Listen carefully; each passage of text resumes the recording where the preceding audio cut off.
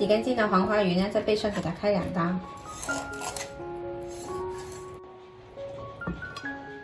准备一把姜丝跟葱段，加入少许料酒，一点点盐，烧出姜葱水，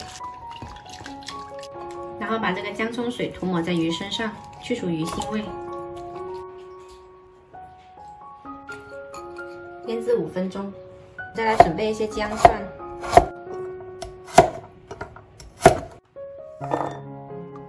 接着我们来准备一个料汁，加入2勺生抽，1勺蚝油，少许盐，一点点白糖，再来半碗清水调开。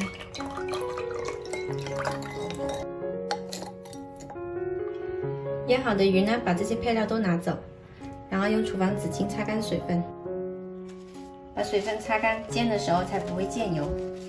取个平底锅，加入适量油。 把姜蒜先放进来炒香，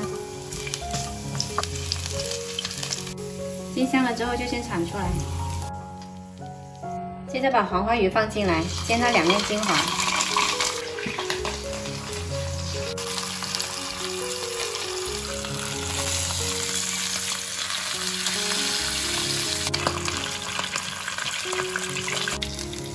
2面煎金黄了之后呢，把多余的油舀出来。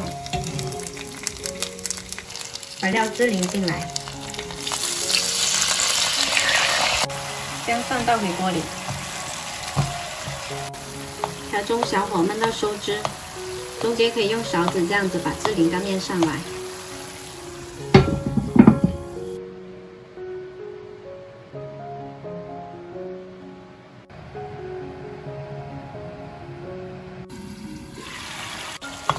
大概焖了12分钟，汁已经焖得差不多了。